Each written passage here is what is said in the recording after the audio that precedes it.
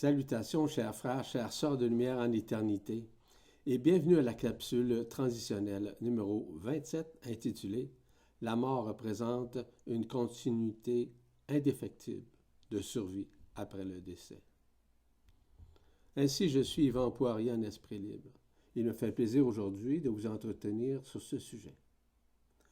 Comme vous savez, plusieurs histoires face à la mort ont été racontées par différentes personnes ou par différentes religions, ou même issues de l'ésotérisme, sans compter plusieurs livres qui ont été publiés à cet égard. Dans le cadre de cette capsule, il me fera une immense joie de vous parler de la mort dans son ensemble, mais surtout d'élucider ce qu'il se traduit après le décès d'une personne ou d'un groupe de personnes, peu importe l'événement ou une tragédie. Ainsi, vous aurez une idée d'ensemble du processus relié à la mort, bien entendu, pendant et après, sur les plans intermédiaires, ou dans différentes dimensions où les défunts se trouvent. Où le décédé se trouve-t-il après la mort, évidemment? Quels sont les mécanismes interdimensionnels, les interplans subtils d'existence et les intermondes alternatifs qu'une personne, en parallèle, vit en phase, évidemment, de transcendance lorsqu'il a vécu la mort. En fait, qui les accueille en quelque sorte. Ainsi, ces gens-là, ces défunts, continuent de vivre la fin de leur résurrection qu'ils n'avaient pu finaliser avant leur décès. Ainsi, ils ont accès aux lignes de temps, aux dimensions et aux derniers préparatifs de transcendance en continuant leur ascension au sein du double éthérique jusqu'à l'ascension finale en absolu. Malgré qu'ils ont quitté ce monde, ils sont quand même en contact avec nous. Après le décès, comment fonctionne l'âme, l'esprit, le double éthérique et le corps de lumière? Maintenant, où le décédé ou le défunt se trouve-t-il après la mort? Évidemment que tout dépend de son état vibratoire, de ses émotions, de son âme, de son histoire, de ses peurs, son lâcher-prise avant de mourir. Tout d'abord, il quitte son corps physique avec son corps éthérique, son double qu'on appelle. Une copie conforme de son corps physique, mais plus jeune et plus brillant. Il est transporté après quelques jours dans des mondes parallèles ou des réalités alternatives qui le relient à sa vie qu'il vient de finaliser. Il est mis en stase pour une étude approfondie sur les mécanismes intérieurs qui le gardent encore dans une conscience dite ordinaire. Il demeure conscient de sa dernière vie. Il est détaché de sa personne, de son ego sous-préféré, parce qu'il en est libéré. Il est beaucoup plus humble, voire plus sage, dans cet état vibratoire, parce que détaché de l'ego. À partir du moment où l'étude de ces manifestations intérieures ont été vérifiées, il peut errer en parallèle avec différents plans d'existence. Cela peut être un monde parallèle, sur une autre planète. Il peut se retrouver à son lieu d'origine stellaire. Il peut alterner évidemment dans un monde parallèle ou à un autre. Il peut accéder à des plans intermédiaires, où il reçoit des enseignements, des instructions précises sur les libérations auxquelles il doit être libéré. Et ce, toujours en fonction de son lieu d'origine stellaire ou de ses nids interstellaires où il peut y avoir accès. Il a accès à tous ceux et celles avec qui il a vécu, bien entendu. Très souvent, il les accompagne dans leur vie de tous les jours. Il ne peut s'immiscer dans un plan de vie de quelqu'un ou dans son scénario comme tel. Mais il peut ouvrir des portes afin d'aiguiller ou de guider ceux et celles qui souhaitent maintenir un contact. Cela peut être quelqu'un de sa famille, un conjoint, une conjointe, des enfants, des parents et même des amis. Ainsi, il n'est pas limité. Il peut être associé à aucune pensée, aucune doctrine religieuse. Il en est totalement détaché. Il n'est pas spirituel comme on l'entend souvent ici-bas. Il est neutre et détaché de toute forme pensée. Il apprend graduellement comment œuvrer en parallèle avec ceux et celles qu'il souhaite accompagner. Sa vision du monde parallèle est identique à celle de la matière, il va de soi. Il voit exactement la même chose lorsqu'il était vivant. Lorsqu'il est illimité dans l'action, il est détaché des émotions existentielles, afin d'œuvrer en parallèle avec tous ceux et celles qu'il a aimés. Ainsi, il ne peut mentir. Il ne peut encore moins manipuler qui que ce soit, malgré, on va dire, son invisibilité. Quoique, à l'occasion, il peut se présenter éthériquement à certaines personnes. Donc, il peut apparaître chez certaines personnes qui sont capables de le voir sur un autre plan. Il est le seul à voir qui est prêt ou pas. Il est extrêmement humble dans tout ce qu'il fait ou accomplit, mais sans prendre de mesures de contrôle pour contrecarrer ou convaincre quiconque, peu importe les personnes. Ainsi, il aime souvent accompagner ses aimés, si on peut les appeler ainsi, afin qu'ils puissent les ressentir. Ce n'est pas de la nostalgie qu'il rayonne, bien entendu, mais plus le réconfort qu'il sait si bien témoigner par sa présence silencieuse.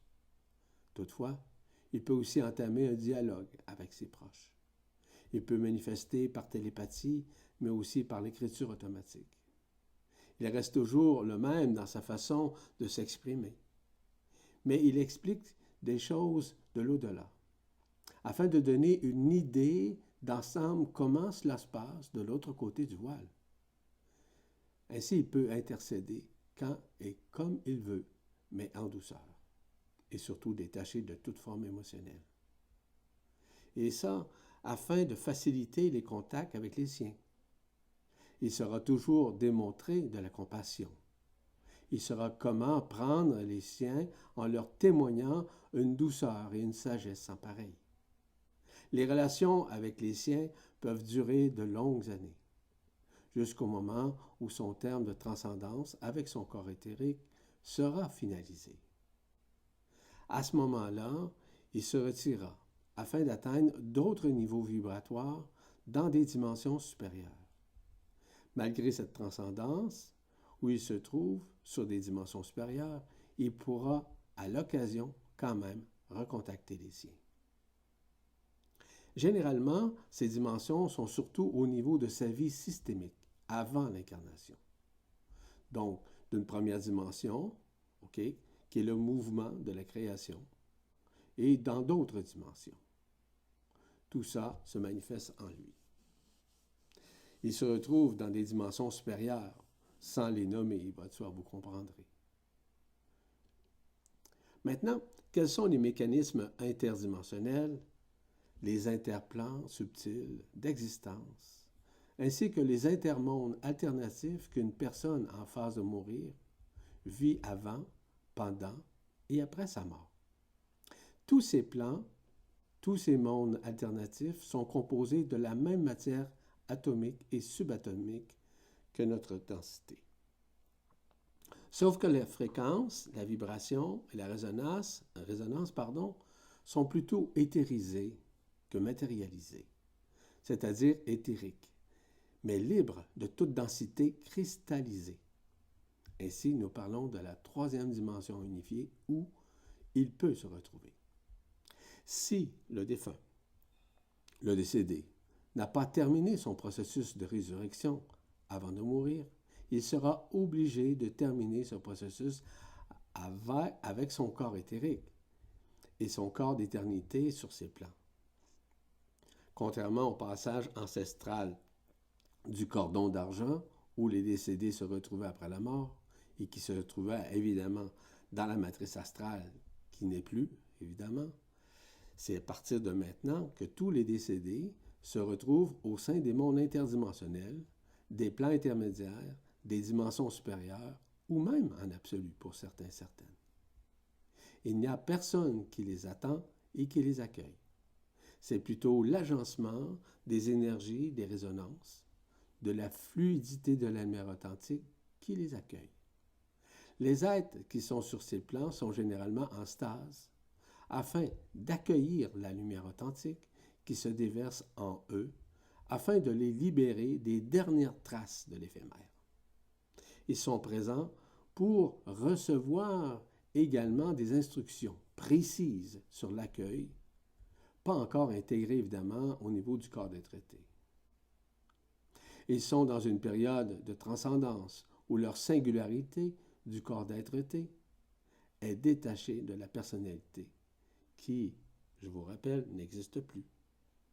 Certes, ils perçoivent des êtres avec leur corps éthérique. Ils perçoivent aussi ceux et celles qui œuvrent avec leur corps d'être-té. Chacun est à sa place en stase ou en unification, en transformation ou en transcendance de tout ce qui les attachait. Ils rentrent graduellement en contact avec l'Esprit Saint, ce qu'on appelle la singularité de l'être. Mais toutefois, il est possible que cet Esprit Saint n'ait pas encore intégré à l'intérieur de ces personnes.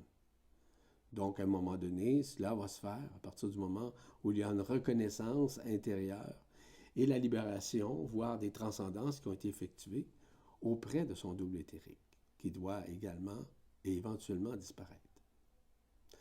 Ainsi, ces êtres-là est à sa place dans sa transformation, dans sa transcendance de tout ce qui les attachait. Ils sont dorénavant détachés de la forme, dans le sens de la densité, tout en étant libres des pensées et de toutes leurs histoires dans l'incarnation. Donc, il n'y a plus de relation entre nous parce que nous sommes libérés de tout ce qui peut, tout ce qui est relatif évidemment à la transgénéralité. Les liens existentiels n'existent plus. Ce sont plutôt des relations de reconnaissance de cœur à cœur avec chacun qui sont vécus. Sans appartenance, sans émotion, mais seulement dans la vibration du cœur qui prend dorénavant toute la place en lui. Les êtres qui sont en place ne sont que des guides, qui sont manifestés et mandatés d'aiguiller les êtres libérés de la forme et de l'existence humaine. Seul l'amour indicible est la représentation qui inonde chaque être de sa résonance éternelle, ce qui permet d'effacer tout ce qui est éphémère. Cela ramène l'être à voir tout ce qu'il avait été occulté contre sa nature même, qui est éternelle. Donc, l'oubli de la vérité intérieure qui avait été insérée et dévoilée.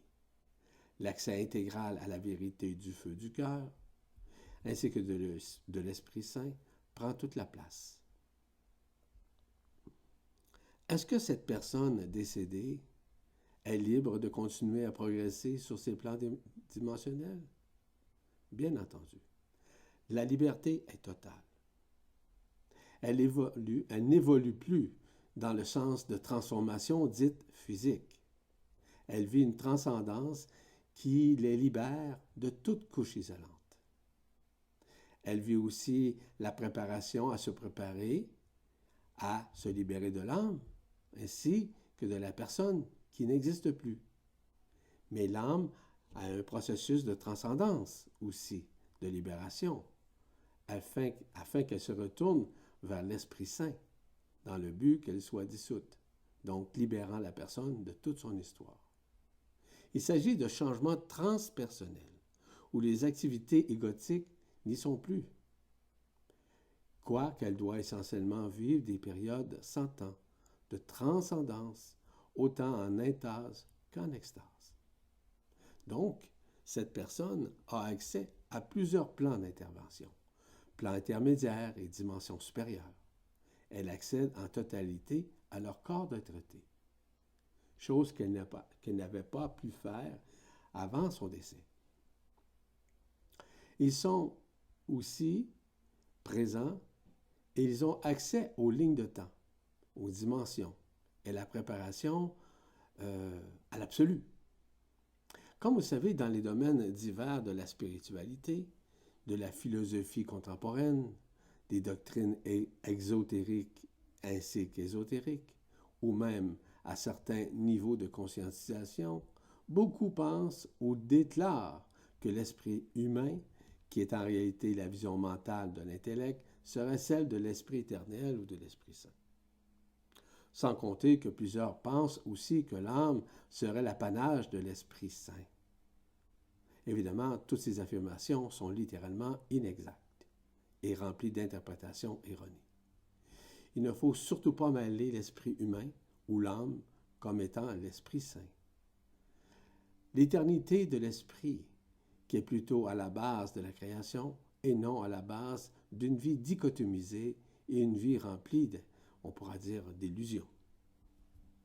Du moment où nous parlons de l'Esprit éternel, nous dépassons toutes les connaissances, toutes les croyances, toutes les conceptions, toutes les histoires et toutes les issues créées par différentes notions dites spirituelles qui ont été enseignées au cours des âges, peu importe leur provenance ou leur endoctrinement. L'Esprit Saint, qui représente l'intelligence de la lumière, ainsi que tous les autres esprits éternels de la création, sont totalement détachés de la mémoire ou de toute connaissance, surtout celles qui ont emprisonné la race humaine à rester enfermée. Donc, il ne faut jamais associer l'intelligence du mental ou de l'intellect avec ses connaissances mémorielles, avec l'éternel, avec l'Esprit éternel, vous comprendrez. Au surplus, ne pas confondre les expériences ainsi que les mémoires de l'âme vis-à-vis celles de l'intelligence innée de l'Esprit Saint, qui vit dans sa réalité absolue, dans l'ici et maintenant. Il est plutôt nécessaire de conscientiser que l'Esprit éternel est en fait une représentation parfaite et évidemment éternelle de l'intelligence de la lumière qui a toujours été en chacun de nous, je rappelle.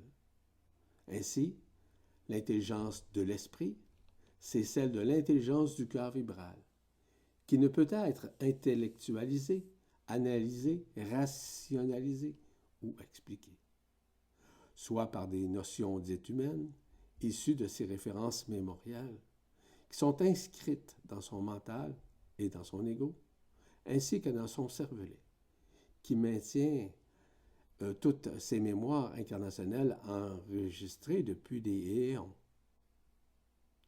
L'intelligence de l'esprit ne peut être temporisée ou interprétée dans un temps ou dans un espace, des lignes de temps de la matrice artificielle ou astrale, qui font partie de l'existence spatio-temporelle de l'ego et de son mental dissonant. L'intelligence de l'esprit, ou l'intelligence, si vous voulez, de l'amour, est totalement amémorielle et libre en énergie et même en éther, parce qu'elle est instantanée lorsque dévoilée au sein de celui ou celle qui la canalise consciemment. Elle peut simplement raconter une histoire de la vie humaine, même l'histoire de l'humanité. Mais elle raconte plutôt ce que la vie réelle sous-entend intimement de cette vie humaine, qui est plutôt enfermée au lieu d'être libre dans l'essence de son esprit. Voyez-vous en partie ce que représente la spontanéité de l'intelligence de l'Esprit Saint, qui n'a pas besoin de mémoire existentielle, événementielle ou même circonstancielle de l'histoire pour l'expliquer. Parce qu'elle a directement accès à l'essence même de la création, peu importe sa forme, peu importe son historique. Rappelez-vous que l'essence de l'Esprit éternel est tout à fait antérieure à toute création, quelle qu'elle soit. Elle en est l'Esprit créateur par son essence de l'état primordial. L'intelligence de la lumière, de l'Esprit, il va de soi, ne peut être soumise ou conditionnée par quiconque et encore moins vis-à-vis quoi que ce soit. Peu importe, une religion ou encore de l'ésotérisme ou une philosophie quelconque. Ainsi, elle est totalement et parfaitement libre de tout assujettissement, que ce soit du passé, du présent ou d'une projection d'un avenir quelconque. Il n'y a plus de devenir dans l'esprit. C'est seulement que l'ici et maintenant qui contient le tout. Cette intelligence instantanée donne des éclaircissements généralement inédits qui sont issus de ce que nous appelons des annales géodésiques. Dans ce contexte, je ne parle pas des annales akashiques, qui était littéralement la bibliothèque des archontes, qui est dans une période évidemment de dissolution, de défragmentation, si vous préférez. C'est-à-dire de toute l'histoire. Quand je parle des annales géodésiques, oui, de toute l'histoire cachée de la création dans son ensemble, qui est comme but de ne point avilir les consciences par de fausses réalités. Donc, cette histoire fait partie littéralement de ces annales géodésiques qu'on appelle également les Alcyone, la source centrale. Et quand l'esprit partage les notions de la création, il se base directement à ce qui est relié à l'essence initiale de l'amour primordial, ou si vous préférez, indicible, celle qui a permis de libérer les énergies et les éthers afin de créer et de co-créer autant dans la matière que dans des dimensions. Seule l'intelligence de l'esprit est en mesure d'expliquer et d'exprimer toute notion à partir du supramental, via le Verbe qui se fait chair, qui n'est nullement mémoriel ou polarisé, mais bien entendu multidimensionnel et multi-universel de manière spontanée, afin de dévoiler et de révéler tout ce qui est relatif à toute création, quelle qu'elle soit. L'intelligence de la lumière, de l'esprit, n'a pas besoin de mémoire cristallisée pour exprimer son savoir inné, mais bien de la relation intime et innée qu'elle peut être connectée avec des lignes de temps au-delà de la vie humaine. Parce qu'elle accède directement à ces lignes de temps, qu'elles soient cosmiques et cosmologiques de la vie une, qui dépassent tout ce qui a été malheureusement occulté par des forces involutives. Elle est donc en mesure de décoder, voire de désencrypter les voiles occultes et des mémoires cristallisées qui avaient été mises en place par les archontes en vue de l'enfermement.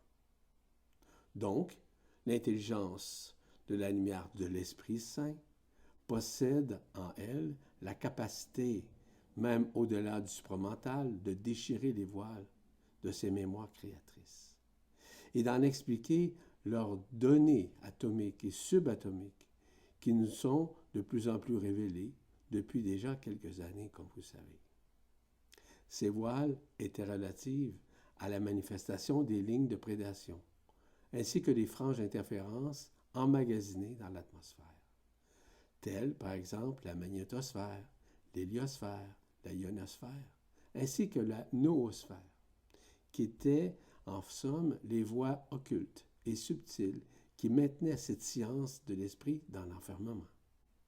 Ainsi, nous parlons des voix prophétisées qui nous ont dicté des dévoilements occultes de l'Apocalypse, qui représentent en réalité les révélations ainsi que les réverbérations de la vérité absolue, voire celles détachées de toute conceptualisation fausse et falsifiée de la vie humaine durant l'enfermement.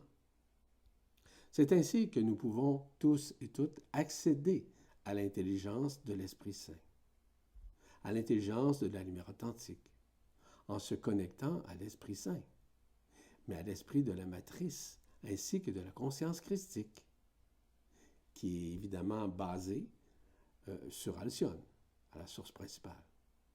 Et ce, à travers lesquels nous pouvons dès maintenant rentrer directement en contact, en vibration, en résonance et en canalisation avec sa manifestation éternelle.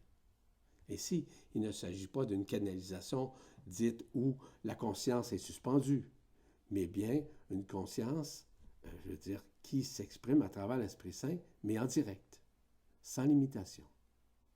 Comme vous le savez, de plus en plus, nous ne sommes plus limités par de fausses croyances, issues de différents plans parallèles ou même alternatifs, qui nous racontaient n'importe quoi afin de nous tenir dans l'ignorance de qui nous étions intérieurement.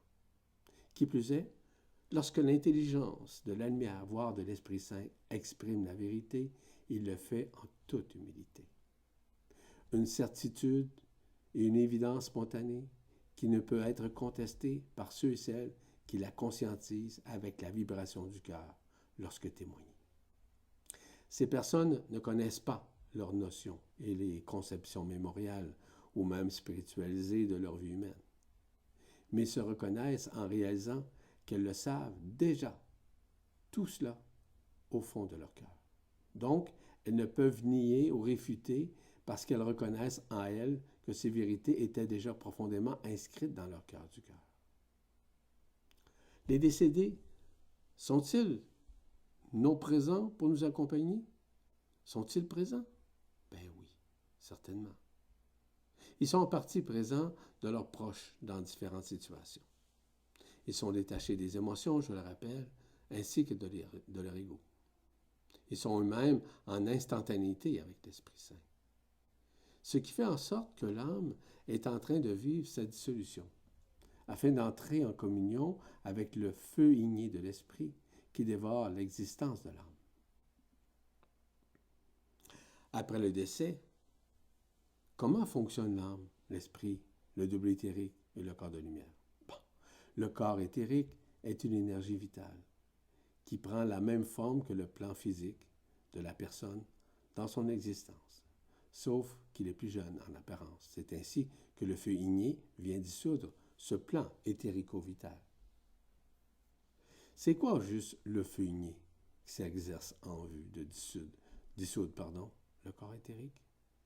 En fait, c'est la lumière authentique qui permet tout ça, qui permet cette dissolution. Voyez-vous, les décédés reçoivent des enseignements, voire des instructions durant leur séjour dimensionnel sans le souci du temps et de l'espace. Ainsi, ils sont pris en charge par l'intelligence de la lumière, voire les représentations qui œuvrent déjà sur les plans ainsi que les dimensions supérieures. Il y a aussi ceux et celles qui sont sur le plan humain, qui participent à ces instructions durant leur sommeil. Ces instructions, ces indicatifs d'alignement sont également donnés par des êtres humains qui œuvrent parmi nous comme instructeurs de la lumière. Ces instructions consistent à nous préparer, évidemment, à se libérer du corps éthérique, du double, si vous préférez.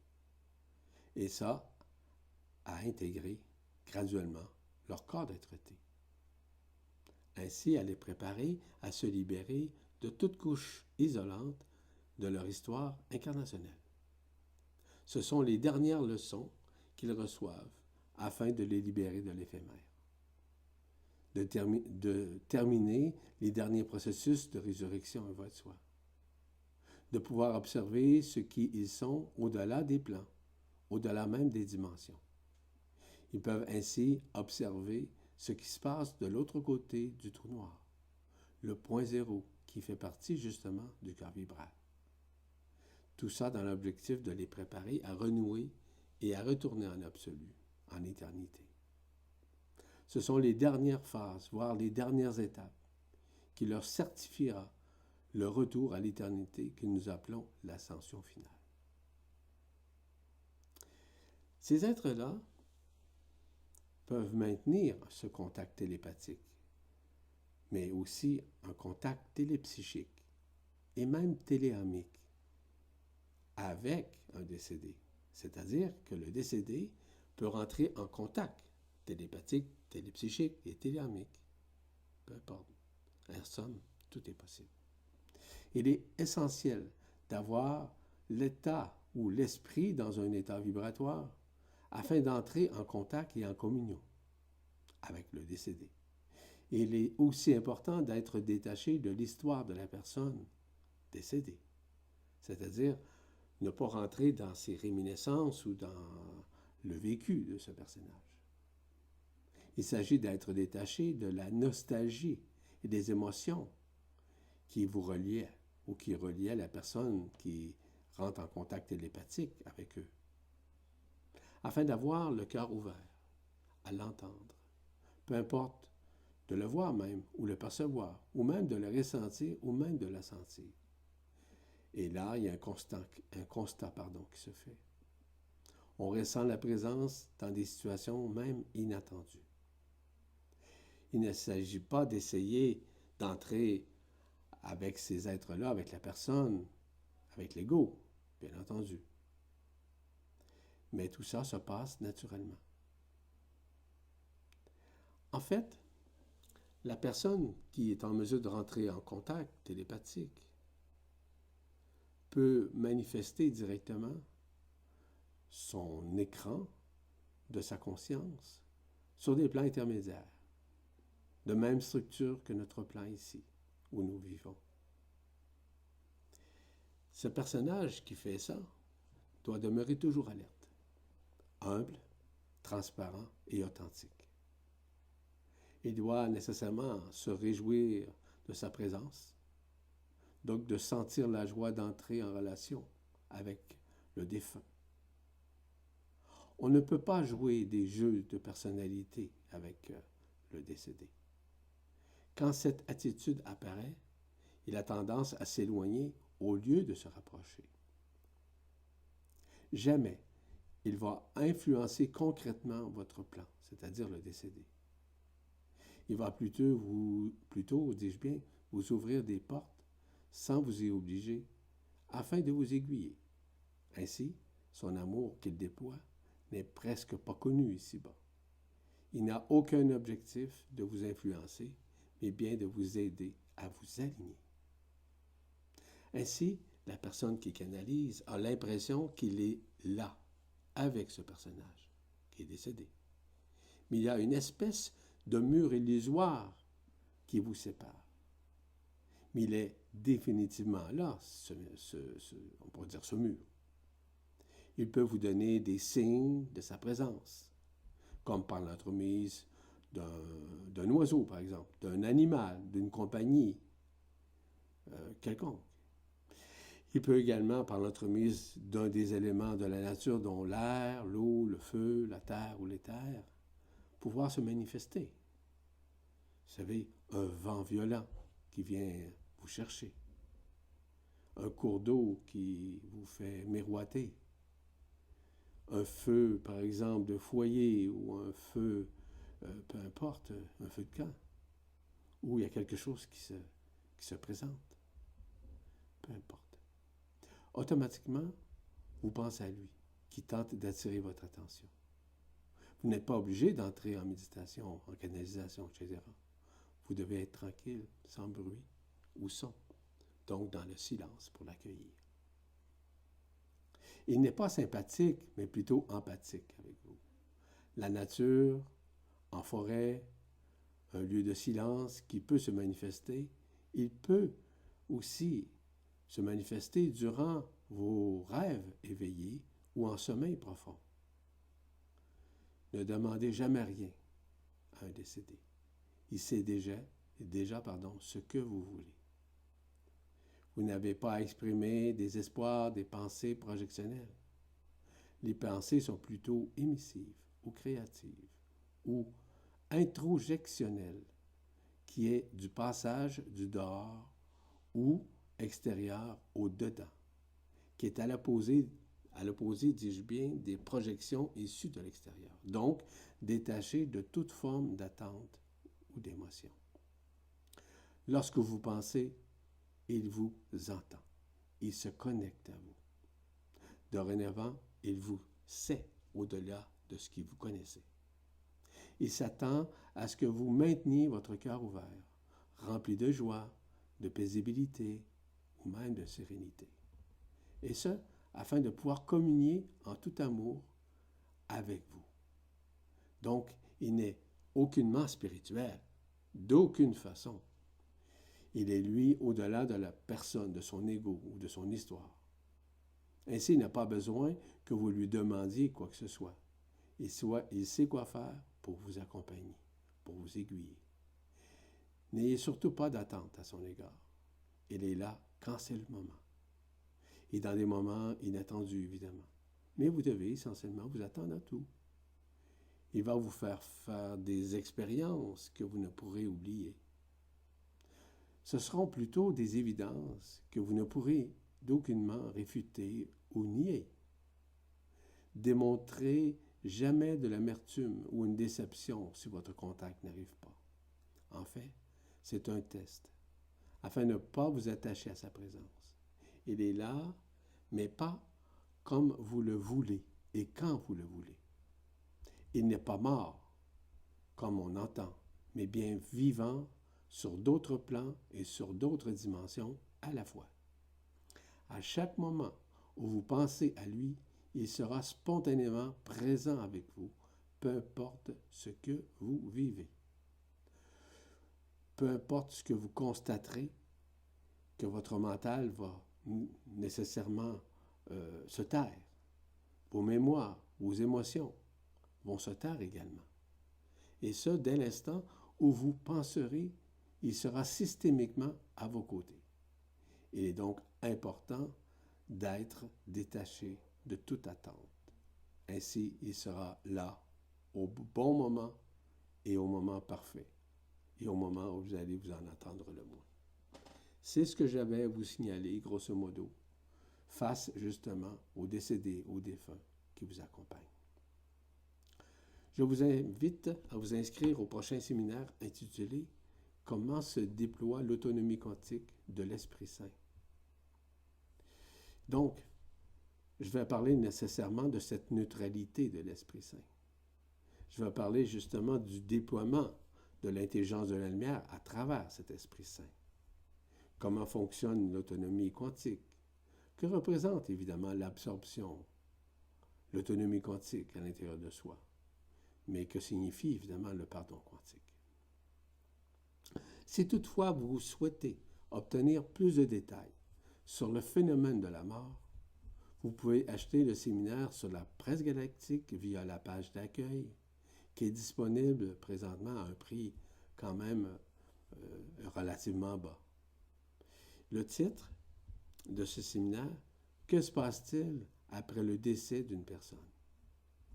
J'ai ajouté ce lien en dessous de cette vidéo. Par ailleurs, nous avons une série de nouvelles capsules qui sont publiées sur la presse galactique où nous parlons justement de l'éveil de la conscience à différents niveaux. La première d'entre elles a été publiée le 7 septembre dernier. Les 7 premières capsules traitent notamment de l'androgyne primordial, dans lequel mon ami Philippe Gilbert se joint à moi, afin de vous donner une vue d'ensemble de ce processus de fusion et de transcendance multidimensionnelle. Évidemment que d'autres thématiques vous seront présentées au cours des prochaines semaines. Regardez et suivez les activités de la presse galactique. Ainsi, vous pouvez accéder à toutes ces capsules transitionnelles sur la presse galactique, soit en allant sur le moteur de recherche sur la page d'accueil, ou sur Vibra TV, où toutes ces capsules sont ajoutées dès leur parution. Au surplus, vous pouvez retrouver également ces capsules sur le site Les podcasts de New Paradigm. La prochaine capsule transitionnelle numéro 28 sera intitulée « Quelles sont les étapes d'intégration du corps d'être-té ou d'éternité en nous ?» Ainsi, je vous salue. À la prochaine, chers frères et sœurs de Lumière en éternité. Je suis Yvan Poirier, en esprit libre. À bientôt.